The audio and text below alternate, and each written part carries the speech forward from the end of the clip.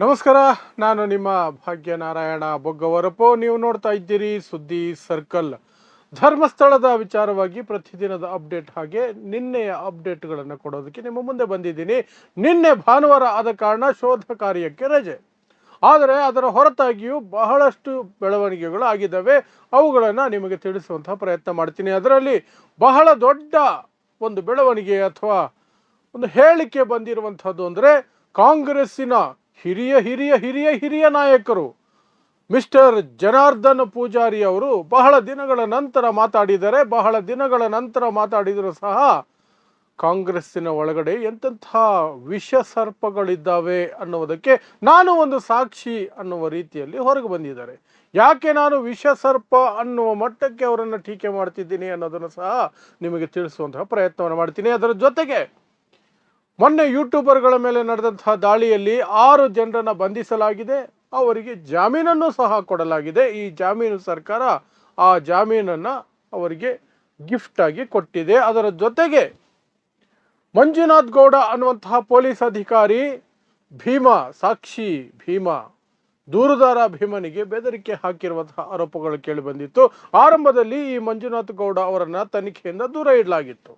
ಆದರೆ ದಿಢೀರಂತ ಈಗ ತನಿಖೆಯ ಸಂದರ್ಭದಲ್ಲಿ ಅವರು ಕಾಣಿಸ್ಕೊಂಡಿದ್ದಾರೆ SIT ಜೊತೆಯಲ್ಲಿ. ಅದರ ಬಗ್ಗೆಯೂ ಸಹ ವಿವರಗಳನ್ನು ಕೊಡ್ತೀನಿ. ಸೊ ನಾನು ಮೊದಲೇ ಹೇಳದಂಗೆ ಕಾಂಗ್ರೆಸ್ಸಿನ ಹಿರಿಯ ಹಿರಿಯ ಹಿರಿಯ ಹಿರಿಯ ನಾಯಕರು ಜನಾರ್ದನ ಪೂಜಾರಿ ಒಂದು ಕಾಲದ ಕಾಂಗ್ರೆಸ್ನ ರಾಜ್ಯಾಧ್ಯಕ್ಷರು ಆಗಿದ್ದಂಥವರು, ಬಹಳ ದೊಡ್ಡ ಮಿನಿಸ್ಟರ್ ಆಗಿದ್ದಂಥವರು, ಪವರ್ಫುಲ್ ಲೀಡರ್ ಆಗಿದ್ದಂಥವರು. ಅವರು ಇವತ್ತು ಅಥವಾ ನಿನ್ನೆ ಧರ್ಮಸ್ಥಳದ ವಿಚಾರವಾಗಿ ಮಾತಾಡಿದ್ದಾರೆ. ಮೊದಲನೆಯದಾಗಿ ಈ ಧರ್ಮಸ್ಥಳ ಪ್ರಕರಣದಲ್ಲಿ ಮಾತಾಡ್ತಿರುವಂಥವ್ರು ಎಲ್ಲರೂ ಸಹ ಜನರನ್ನ ಹಾದಿ ತಪ್ಪಿಸ್ತಾ ಇರೋದು ದೇವಸ್ಥಾನವನ್ನು ಎಳ್ಕೊಂಡು ಬಂದು. ಇಲ್ಲಿ ದೇವಸ್ಥಾನದ ಪ್ರಸ್ತಾಪನೆ ಯಾರು ಮಾಡ್ತಿಲ್ಲ, ದೇವಸ್ಥಾನದ ಕುರಿತಾಗಿ ಯಾರು ಮಾತಾಡ್ತಿಲ್ಲ, ಆ ಕ್ಷೇತ್ರದ ಕುರಿತಾಗಿ ಯಾರು ಮಾತಾಡ್ತಿಲ್ಲ. ಮಾತಾಡ್ತಿರೋದು ಧರ್ಮಸ್ಥಳದ ಗ್ರಾಮದಲ್ಲಿ ನಡೆದಿರಬಹುದಾದಂತಹ ಘಟನೆಗಳ ಬಗ್ಗೆ, ನಡೆದಿರುವ ಘಟನೆಗಳ ಬಗ್ಗೆ, ಸೌಜನ್ಯ ಅತ್ಯಾಚಾರ ಮತ್ತು ಕೊಲೆಯ ಬಗ್ಗೆ, ಅದೇ ರೀತಿಯಾಗಿ ಸಾಕಷ್ಟು ಜನರು ಕಣ್ಮರೆಯಾಗಿರುವ, ಆತ್ಮಹತ್ಯೆ ಹೆಸರಿನಲ್ಲಿ ಜೀವ ಕಳ್ಕೊಂಡಿರುವಂತಹ, ಕೊಲೆಯಾಗಿರುವಂತಹ ವ್ಯಕ್ತಿಗಳ ಬಗ್ಗೆ ಹೊರತಾಗಿ ಯಾರೂ ಸಹ ಅಲ್ಲಿ ಧರ್ಮಸ್ಥಳದ ದೇವಸ್ಥಾನದ ಬಗ್ಗೆ ಯಾರು ಮಾತಾಡ್ತಿಲ್ಲ. ನಾವ್ಯಾರು ಮಾತಾಡ್ತಿಲ್ಲ. ಅದು ನಮ್ಮ ಮೈಂಡಲ್ಲೇ ಇಲ್ಲ. ಆದರೆ ಈ ಕುತಂತ್ರಿಗಳು, ಕಾಮಾಂಧರನ್ನ, ಕಾಮ ಪಿಚಾಚಿಗಳನ್ನ ಯಾರು ಈ ಕೃತ್ಯಗಳನ್ನು ಮಾಡಿದರೆ ಧರ್ಮಸ್ಥಳದ ಗ್ರಾಮದಲ್ಲಿ ನೂರಾರು ಜನರನ್ನ ಕೊಂದು ಬಿಸಾಕಿದ್ದಾರೆ, ಇಲ್ಲ ಅತ್ಯಾಚಾರ ಮಾಡಿದ್ದಾರೆ ಅಥವಾ ಶೋಷಣೆ ಮಾಡಿದ್ದಾರೆ, ಅವರ ರಕ್ಷಣೆಗೆ ನಿಲ್ಲುವವರು ದೇವಸ್ಥಾನವನ್ನ ಒಂದು ರೀತಿಯಾಗಿ ಶೀಲ್ಡ್ ಆಗಿ ಬಳಸ್ಕೊಳ್ತಿದ್ದಾರೆ. ಇಲ್ಲಿ ದೇವಸ್ಥಾನದ ಬಗ್ಗೆ ಯಾರೂ ಮಾತಾಡ್ತಿಲ್ಲ. ದೇವಸ್ಥಾನಕ್ಕೂ ಇದಕ್ಕೂ ಸಂಬಂಧವೇ ಇಲ್ಲ. ಧರ್ಮಸ್ಥಳದಲ್ಲಿ ನಡೀತಾ ಇರುವ SIT ತನಿಖೆಗೂ, ಕೇಳಿ ಬಂದಿರುವಂತಹ ಆರೋಪಗಳಿಗೂ, ಹೂತಿಡಲಾಗಿರುವಂತಹ ಹೆಣಗಳಿಗೂ, ಧರ್ಮಸ್ಥಳ ಕ್ಷೇತ್ರಕ್ಕೂ, ದೇವಸ್ಥಾನ ಇದೆಯಲ್ಲ ಅದಕ್ಕೂ ಸಂಬಂಧವೇ ಇಲ್ಲ. ಅದರ ಬಗ್ಗೆ ಯಾರು ಮಾತಾಡ್ತಿಲ್ಲ. ಆದರೆ ಪ್ರತಿಯೊಬ್ಬರು ಸಹ ಅದನ್ನು ಶೀಲ್ಡ್ ಆಗಿ ಬಳಸ್ಕೊಳ್ಳೋ ಪ್ರಯತ್ನ ಮಾಡ್ತಿದ್ದಾರೆ. ಯಾರೋ ಕಾಮಾಂಧರನ್ನು ರಕ್ಷಣೆ ಮಾಡೋಕೆ ನಿಂತಿರುವಂತಹವರು. ಅಂಥದೇ ಒಂದು ಕಂತ್ರಿ ಕೆಲಸವನ್ನ ನಿನ್ನೆ ಕಾಂಗ್ರೆಸ್ಸಿನ ಹಿರಿಯ ಹಿರಿಯ ಹಿರಿಯ ಹಿರಿಯ ನಾಯಕ ಜನಾರ್ದನ ಪೂಜಾರಿ ಮಾಡಿದರು. ಧರ್ಮಸ್ಥಳದ ರಕ್ಷಣೆಗೆ ನಾನೂ ಇದ್ದೇನೆ. ಅದರ ವಿರುದ್ಧ ಯಾರು ಮಾತಾಡ್ತವ್ರೆ ಅಂತ ಅದರ ರಕ್ಷಣೆ ಬಗ್ಗೆ ಮಾತಾಡ್ತಿದ್ದೀರಿ ನೀವು. ನಿಮ್ಮ ಬಾಯಿ ತೆವಲಿಗೆ ಅಥವಾ ನಿಮ್ಮ ಹಿಡನ್ ಅಜೆಂಡಾಗಳಿಗೆ ದೇವಸ್ಥಾನ ಎಳ್ಕೊಂಡು ಬರಬೇಡಿ. ಅದಕ್ಕೂ ಈ ಪ್ರಕರಣಕ್ಕೂ ಸಂಬಂಧ ಇಲ್ಲ. ಬೇರೆ ಏನು ಹೇಳಿದ್ರು ಪೂಜಾರಿ? ಯಾಕೆ ನಾನು ವಿಷ ಸರ್ಪ ಅಂತ ಕರೆದೆ ಅದನ್ನು ಹೇಳ್ಬಿಟ್ಟು ಅವರ ಹೇಳಿಕೆಯನ್ನು ಹೇಳ್ತೀನಿ. ಮುಸ್ಲಿಮರ ಕಾಲಿಗೆ ಬಿದ್ದು ಓಟ್ ಹಾಕಿಸ್ಕೊಳ್ತಿದ್ದಂತಹ ವ್ಯಕ್ತಿ ಜನಾರ್ದನ ಪೂಜಾರಿ. ಕ್ರೈಸ್ತರ ಕಾಲಿಗೆ ಬಿದ್ದು ಓಟ್ ಹಾಕಿಸ್ಕೊಳ್ತಾ ಇದ್ದಂತಹ ವ್ಯಕ್ತಿ ಜನಾರ್ದನ ಪೂಜಾರಿ. ಈ ಜನಾರ್ದನ ಪೂಜಾರಿ ಗೆಲ್ತಾ ಇದ್ದಿದ್ದು ಮುಸ್ಲಿಮರು ಮತ್ತು ಕ್ರೈಸ್ತರ ಮತಗಳಿಂದ, ಅದರಲ್ಲೂ ಹೆಚ್ಚಾಗಿ ಮುಸ್ಲಿಮರ ಮತಗಳಿಂದಾನೇ. ಆದರೆ ತಿಂದ ತಟ್ಟೆಗೆ ಉಗಿಯುವ ಈ ಬುದ್ಧಿ ಇದೆಯಲ್ಲ, ಅದಕ್ಕೆ ನಾನು ವಿಷ ಸರ್ಪ ಅಂತ ಕರೆದಿದ್ದು. ಧರ್ಮಸ್ಥಳದಲ್ಲಿ ನಡೀತಾ ಇರುವಂತಹ, ಧರ್ಮಸ್ಥಳ ಗ್ರಾಮದಲ್ಲಿ ನಡೀತಾ ಇರುವಂತಹ SIT ತನಿಖೆಯನ್ನ ಹಾದಿ ತಪ್ಪಿಸೋದಕ್ಕೆ ಮತ್ತು ಕಾಮಾಂಧರನ್ನು ರಕ್ಷಣೆ ಮಾಡೋದಕ್ಕೆ ಇವರು ಚರ್ಚು ಮಸೀದಿಗಳನ್ನು ಎಳ್ಕೊಂಡು ಬಂದರು ಮಿಸ್ಟರ್ ಪೂಜಾರಿ. ಚರ್ಚು ಮಸೀದಿಗಳಲ್ಲಿ ಹೆಣಗಳನ್ನು ಹೂತಾಕೋದಿಲ್ವಾ? ಧರ್ಮಸ್ಥಳದಲ್ಲೇನ ಹೂತು ಹಾಕೋದು?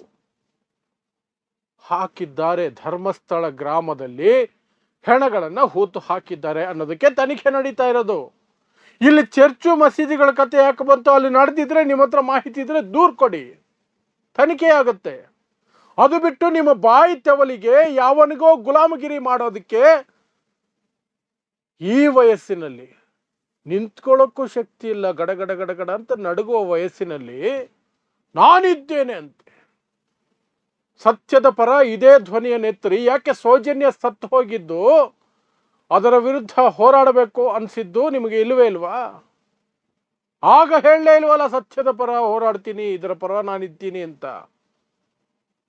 ಯಾರನ್ನೋ ರಕ್ಷಣೆ ಮಾಡೋದಕ್ಕೆ, ಯಾವನನ್ನೋ ರಕ್ಷಣೆ ಮಾಡೋದಕ್ಕೆ ಕಥೆಗಳು ಕಟ್ಕೊಂಡು ಬಂದಿದ್ದಾರೆ. ಈ ವಯಸ್ಸಿನಲ್ಲಿ ಈ ರೀತಿಯ ಕುತಂತ್ರದ ಮಾತುಗಳು. ನಾಚಿಕೆ ಆಗಬೇಕು. ಕಾಂಗ್ರೆಸ್ ಅನ್ನೋದೊಂದು ಹುತ್ತ. ಆ ಹುತ್ತದಲ್ಲಿ ಆಗಾಗ ಇಂತಹ ವಿಷಸರ್ಪಗಳು ಹೊರಗೆ ಬರ್ತಿರ್ತವೆ.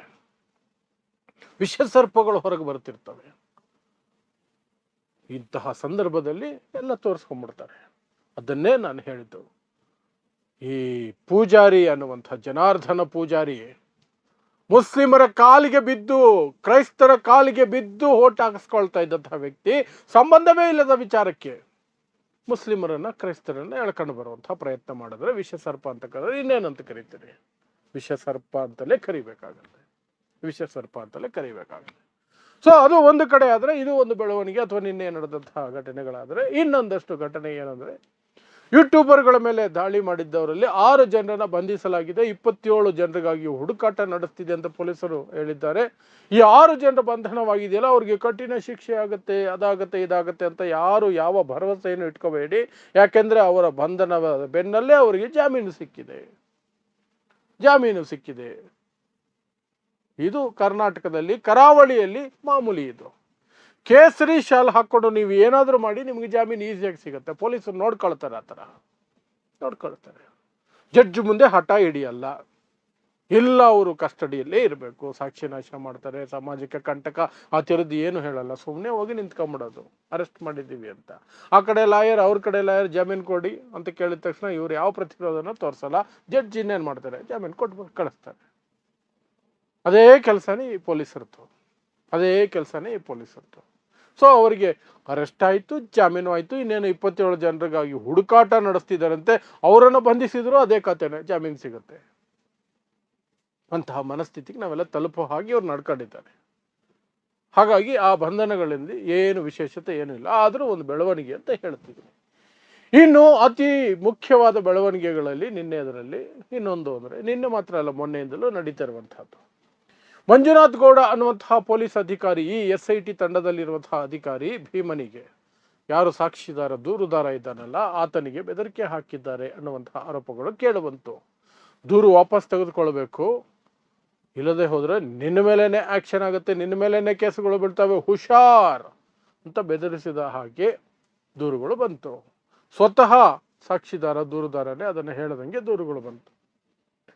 ಆರಂಭದಲ್ಲಿ ಅವರನ್ನ ಈ ತನಿಖೆಯಿಂದ ದೂರ ಇಡಲಾಗಿತ್ತು ಒಂದು ಆರೋಪಗಳು ಬಂದ ಹಿನ್ನೆಲೆಯಲ್ಲಿ. ಆದರೆ ದಿಢೀರಂತ ಈಗ SIT ತಂಡದ ಜೊತೆಯಲ್ಲಿ ಕಾಣಿಸ್ಕೊಂಡಿದ್ದಾರೆ ಈ ಮಂಜುನಾಥ ಗೌಡ. ಇದು ಸಾಕಷ್ಟು ಅನುಮಾನಗಳಿಗೆ ಎಡೆ ಮಾಡಿಕೊಡುತ್ತೆ. ಒಂದು, ಆ ಮಂಜುನಾಥ್ ಗೌಡ ಆ ರೀತಿ ಬೆದರಿಕೆ ಹಾಕಲಿಲ್ಲ ಅನ್ನೋದನ್ನ ಪೊಲೀಸ್ ಇಲಾಖೆ, ಅದರಲ್ಲೂ SIT ತಂಡ ಖಚಿತಪಡಿಸಿ ಒಂದು ಸುದ್ದಿಗೋಷ್ಠಿ ಆದರೂ ಮಾಡಿ ಅಥವಾ ಒಂದು ಹೇಳಿಕೆಯನ್ನು ಬಿಡುಗಡೆ ಮಾಡಿ, ಇಲ್ಲ ಅದು ಸರಾಸರಿ ಸುಳ್ಳು, ಆ ರೀತಿ ಬೆದರಿಕೆನ ಹಾಕಿಲ್ಲ, ನಾವು ಇಂಟರ್ನಲ್ ಎನ್ಕ್ವೈರಿ ಮಾಡಿದ್ದೀವಿ, ತನಿಖೆ ಮಾಡಿದ್ದೀವಿ, ಇಲಾಖಾ ತನಿಖೆ ಆಯಿತು, ಅದರಲ್ಲಿ ಅವರು ಏನು ಆ ರೀತಿ ಮಾಡಿಲ್ಲ ಅಂತ ಸಾಬೀತಾಗಿದೆ, ಹಾಗಾಗಿ ಅವರನ್ನು ವಾಪಸ್ ತಗೊಂಡಿದ್ದೀವಿ ಅಂತ ಹೇಳಲಿ. ಅಥವಾ ಇಲ್ಲ ಆರೋಪಗಳಿದ್ರೂ ನಾವು ತಗೊಳ್ತೀವಿ ಅಂತಾದರೂ ಹೇಳಲಿ. ಇಲ್ಲಿ ಮುಖ್ಯವಾಗಿ ನಾವು ಕೇಳಬೇಕಾಗಿರುವಂಥ ಪ್ರಶ್ನೆ ಅಂದರೆ, ಮಂಜುನಾಥ್ ಗೌಡ ಅನ್ನುವಂತಹ ಒಬ್ಬ ಪೊಲೀಸ್ ಅಧಿಕಾರಿ ಇಲ್ಲದೆ ಹೋದರೆ ಈ SITಗೆ ಕೆಲಸ ಮಾಡೋಕ್ಕೆ ಸಾಧ್ಯ ಇಲ್ವಾ? ಆರೋಪ ಇದ್ದ ಮೇಲೆ ಅವರನ್ನು ಯಾಕೆ ಇನ್ನೂ ಆ ತಂಡದಲ್ಲಿ ಇಟ್ಕೊಂಡಿದ್ದೀರಿ? ಅವರ ಜಾಗಕ್ಕೆ ಬೇರೆ ಯಾರನ್ನಾದ್ರೂ ತಗೋಬೋದಲ್ಲ? ಪೊಲೀಸ್ ಅಧಿಕಾರಿಗಳಿಗೇನು ಕಡಿಮೆ ಇಲ್ವಲ್ಲ ರಾಜ್ಯದಲ್ಲಿ? ಈ ಪ್ರಶ್ನೆಯನ್ನು ನಾವೆಲ್ಲ ಕೇಳಬೇಕು. ಯಾಕೆ ಅವರೇ ಬೇಕು ಅಂತ ಹಠ? ಯಾಕೆ? ಯಾವ ಕಾರಣಕ್ಕೆ? ಅದನ್ನು ಹೇಳಬೇಕು SIT. ಸೊ ಇದಿಷ್ಟು ನಿನ್ನೆ ನಾವು ಡಿಸ್ಕಸ್ ಮಾಡಬಹುದಾದಂಥ ನಿನ್ನೆಯಿಂದ ನಡೆದಿರುವಂತಹ ಘಟನೆಗಳು ಅಥವಾ ಘಟನಾವಳಿಗಳು, ಬೆಳವಣಿಗೆಗಳು. ಸೊ ಇವತ್ತು ನೋಡೋಣ, ಸೋಮವಾರ ಶೋಧ ಕಾರ್ಯ ಮುಂದುವರಿಯುತ್ತಾ ಪಾಯಿಂಟ್ ನಂಬರ್ 13ಕ್ಕೆ ಹೋಗ್ತಾರಾ ಅಥವಾ ಆಚೆ ಮೊನ್ನೆ ಹಾಗೆ ಬೇರೆ ಬೇರೆ ಕಡೆ ಇನ್ನೊಂದಷ್ಟು ತೋರಿಸಿದ ಜಾಗಗಳಿಗೆ, ಭೀಮಾ ತೋರಿಸುವ ಗುರುತು ಮಾಡದ ಜಾಗಗಳಿಗೆ ಹೋಗಿ ಅಲ್ಲಿ ಒಂದಷ್ಟು ಶೋಧ ಕಾರ್ಯವನ್ನು ನಡೆಸ್ತಾರ? ಶೋಧ ಕಾರ್ಯ ನಡೆಸಿದ್ರೆ ಏನಾದ್ರು ಸಿಗುತ್ತಾ? ಎಲ್ಲ ಅಪ್ಡೇಟ್ಗಳನ್ನು ನಾಳೆ ನಿಮಗೆ ಕೊಡುವಂತಹ ಪ್ರಯತ್ನವನ್ನು ಮಾಡ್ತೀನಿ. ಸೊ ಇಂತಹದೇ ವಿಶೇಷ ವರದಿಗಳಿಗಾಗಿ ನೋಡ್ತಾ ಇರಿ ಸುದ್ದಿ ಸರ್ಕಲ್. ನಾನು ನಿಮ್ಮ ಭಾಗ್ಯನಾರಾಯಣ ಬೊಗ್ಗವರಪು.